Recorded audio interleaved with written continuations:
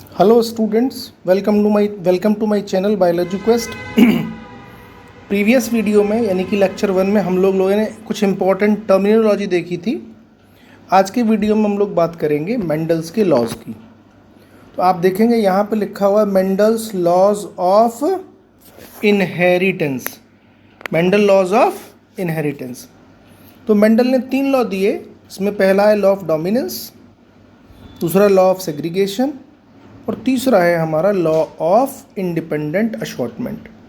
Third law वहाँ पे हम देखेंगे इनहेरिटेंस ऑफ 2 जीन यानी कि 2 कैरेक्टर स्टडी करे जाएंगे, जबकि law of dominance and law of segregation inheritance of 1 gene को रिप्रेजेंट करते हैं, क्योंकि यहाँ पे हम एक ही कैरेक्टर की स्टडी करेंगे।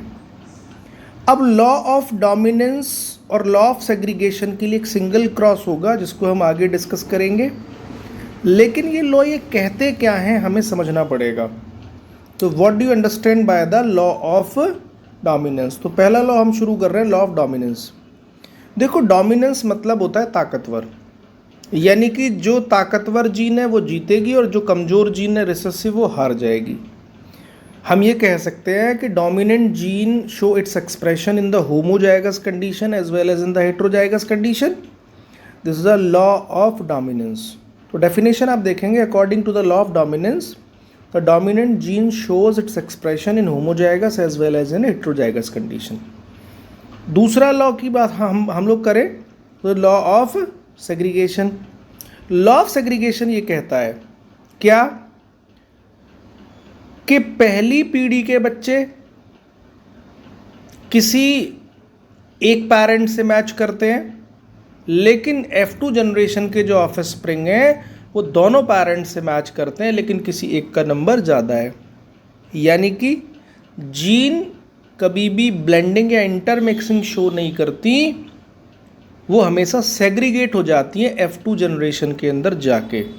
तो this is the law of segregation. Definition आप देखिएगा, this law states that the allele do not show any blending.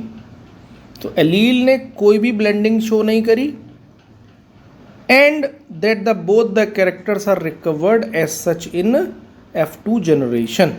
Okay. अब हम लोग यहाँ देखें तो अब हम क्रॉस को समझने की कोशिश करते हैं कि क्रॉस हमारा क्या है। आपको यहाँ दिख रहा होगा, यदि आप देखें लॉ ऑफ डोमिनेंस, इसको रिप्रेजेंट करने के लिए क्रॉस किया गया। यहाँ एक टॉल प्लांट है और यहाँ एक ड्वार्फ प्लांट है। दोनों के दोनों प्लांट होमोजाइगस है, मीन्स टॉल के अंदर दोनों कैपिटल टी हैं, जबकि ड्वार्फ के अंदर दोनों स्मॉल टी हैं। यानी कि दोनों के दोनों pure line, true breeding varieties भी कह सकते हैं, और होमोजाइगस कंडीशन है। टॉल प्लांट से gene I capital T, dwarf plant से जीन आई स्मॉल टी। जब एक गैमीट फ्यूज़ करेंगे तो आप ये देखेंगे F1 जनरेशन के अंदर हेट्रोजाइगस कंडीशन आई और सारे के सारे हमें क्या मिले, टॉल मिले।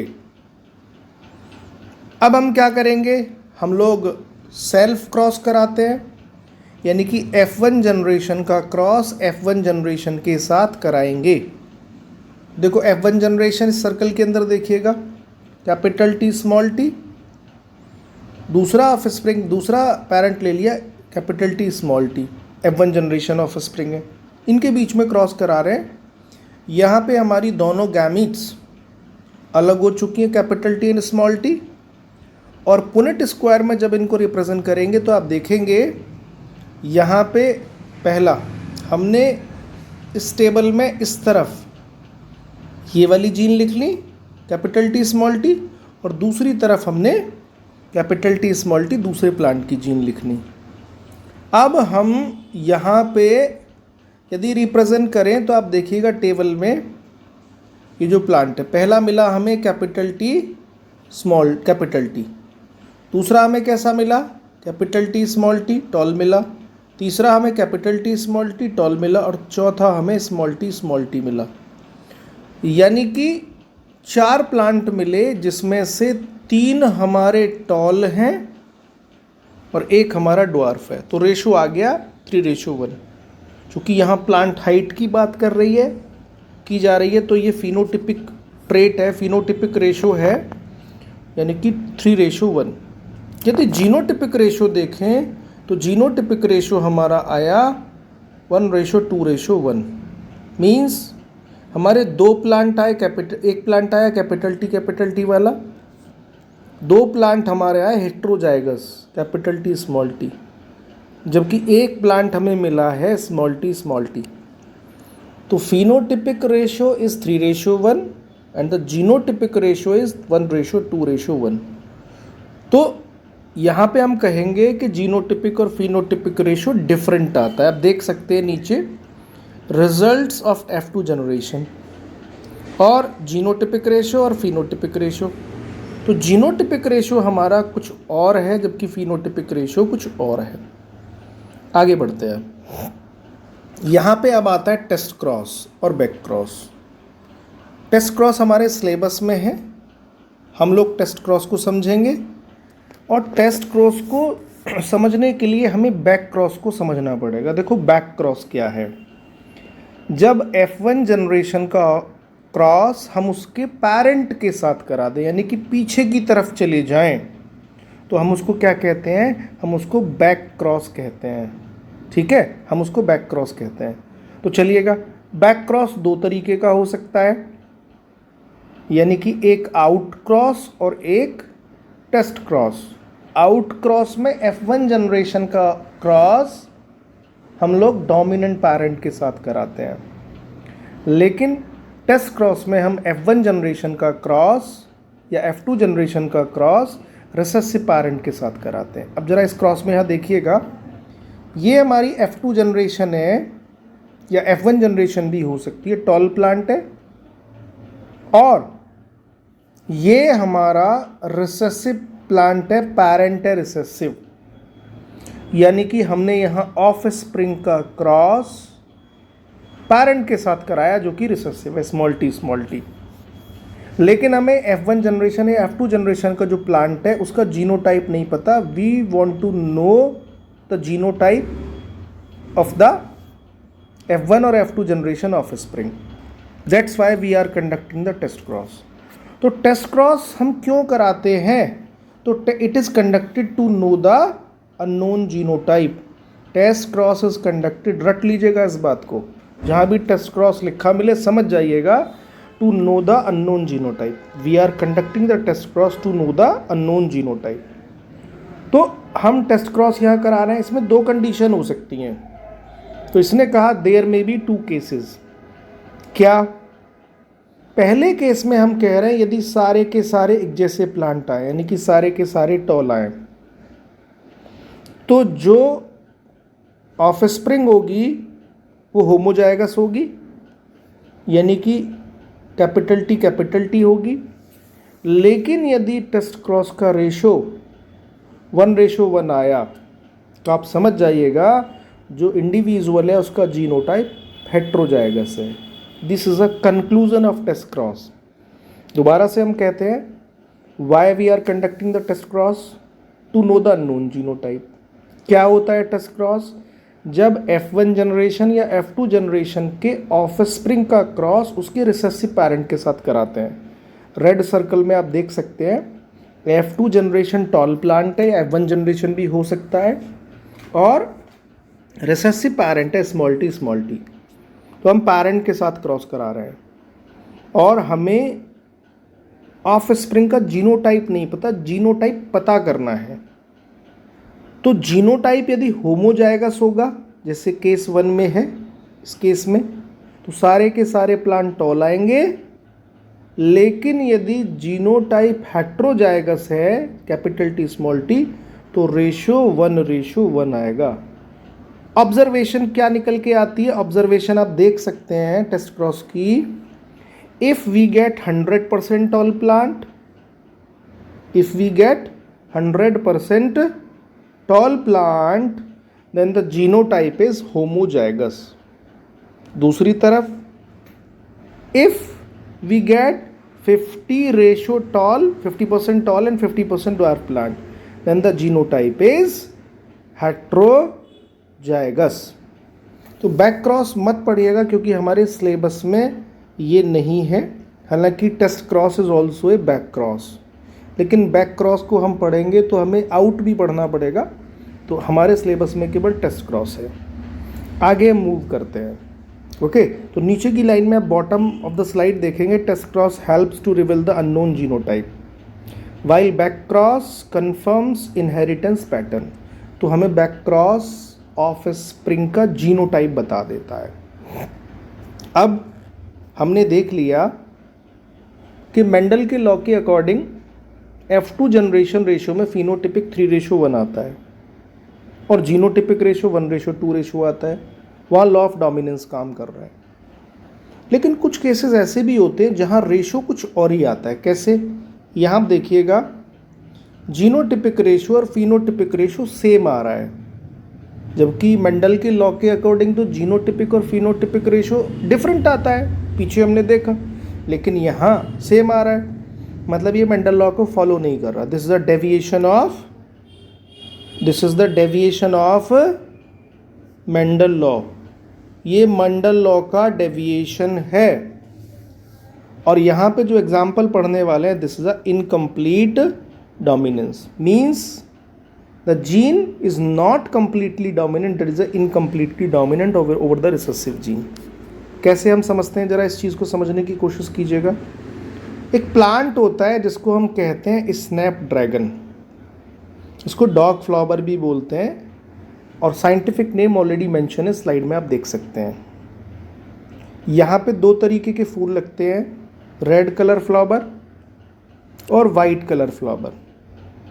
तो ये हमने एक प्लांट लिया जिसके अंदर लाल रंग के फूल हैं, दूसरा प्लांट लिया जिसके अंदर वाइट कलर के फूल हैं। रेड कलर से जो जीन आई वो कैपिटल आर, वाइट प्लांट से जो जीन आई वो स्मॉल आर, और हमें दोनों के क्रॉस से F1 जनरेशन मिली, कैपिटल आर स्मॉल आर।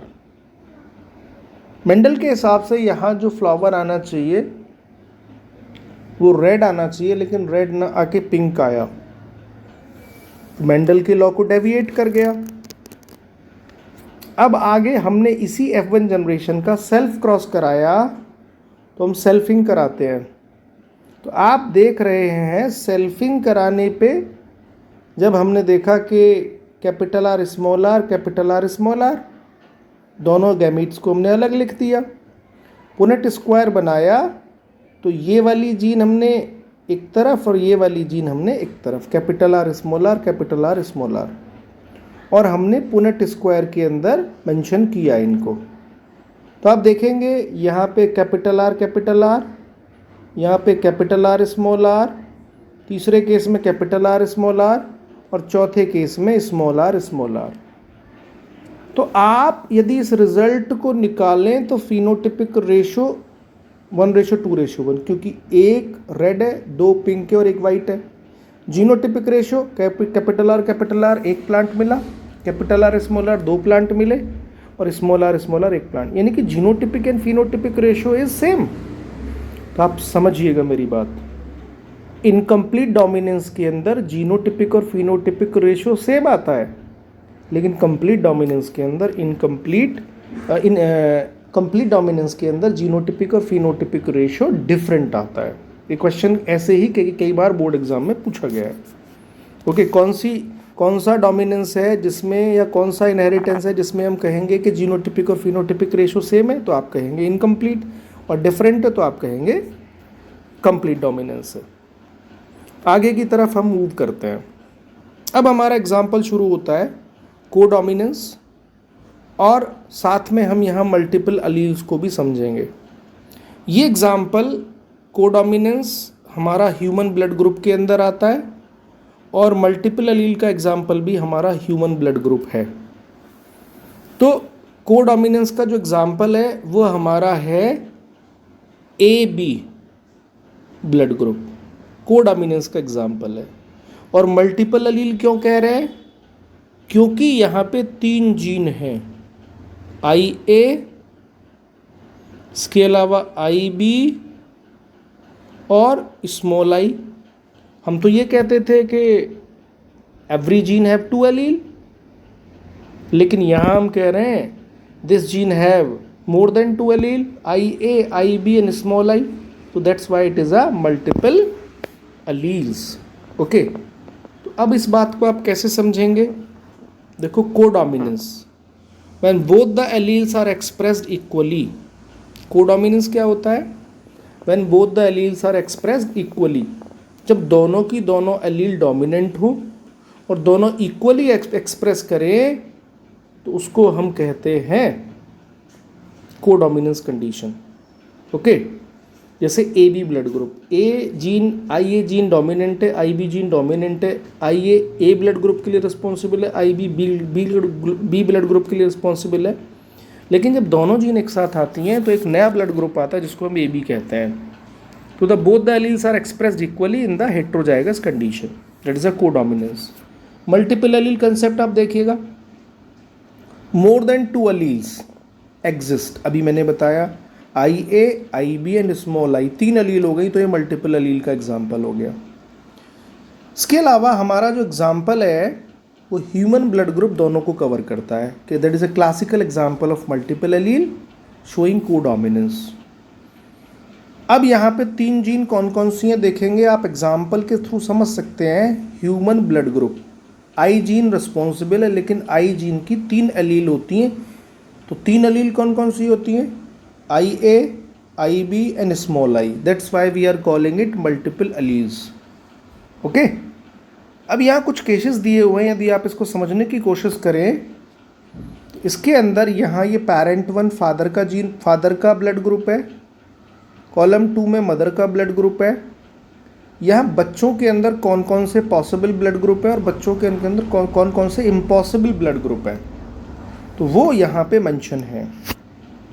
यदि फादर का ब्लड ग्रुप O है और मदर का ब्लड ग्रुप O है तो बच्चों में सिर्फ O ब्लड ग्रुप आएगा.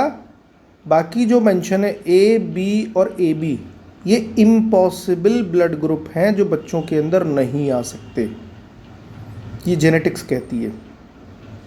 इसी तरीके से दूसरे केस में आप देख सकते हैं, यदि फादर का A है, मदर का O है, तो बच्चों में A और O ब्लड ग्रुप आएगा. इम्पॉसिबल ब्लड ग्रुप हमारे हो जाते हैं B एंड AB. तीसरा केस आप देखिएगा, फादर का B है, मदर का O है, तो बच्चों के अंदर 2 ब्लड ग्रुप आ सकते हैं, B एंड O, और इम्पॉसिबल ब्लड ग्रुप हो गए A एंड AB.